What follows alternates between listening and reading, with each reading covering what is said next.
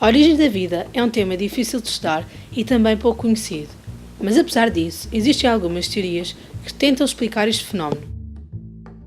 Se a história da Terra fosse reduzida a um dia, toda a existência humana até hoje estaria presente nos últimos 4 segundos, os dinossauros nos últimos 20 minutos, o início da vida às 4 da manhã. Logo, a vida teve muito tempo para se formar e evoluir.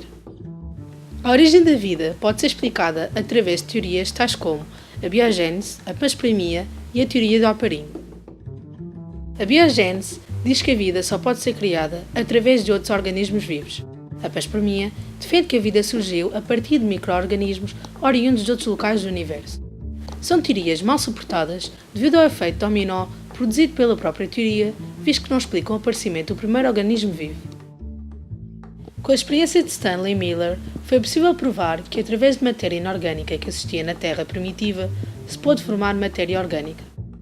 A experiência consistia no aquecimento de água, que representa os oceanos, e esta, a formar vapor de água, misturava-se com gases como o metano, o hidrogênio, entre outros, que representa a atmosfera da Terra, e que, quando atingidos com eletricidade, devido à elevada atividade da Terra primitiva, formavam componentes orgânicos que criavam uma espécie de poças nutritivas.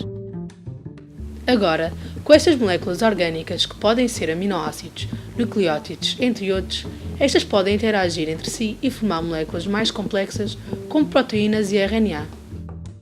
Estas moléculas de RNA possuem bases não pareadas que se podem conectar a bases exteriores.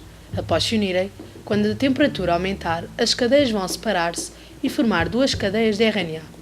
Mas ainda não se sabe como é que, na natureza, as bases se interligam umas às outras. Estas bases livres podem também se ligar a bases da própria molécula, adenina com uracilo e guanina com citosina. Isto vai criar uma estrutura na molécula que pode ter algumas funções, como por exemplo a junção de moléculas ou a separação das mesmas. Caso tenha funções como estas, são chamadas ribozimas. Imaginem agora uma ribosima que pode criar nucleótidos.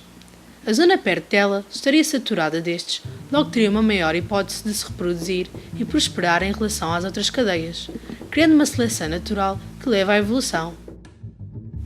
Mas, para haver evolução, é necessário haver variações nas várias cadeias.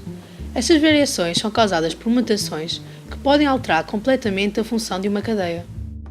Agora que temos RNA com funções enzimáticas, só é necessária a existência de uma membrana que define o espaço celular.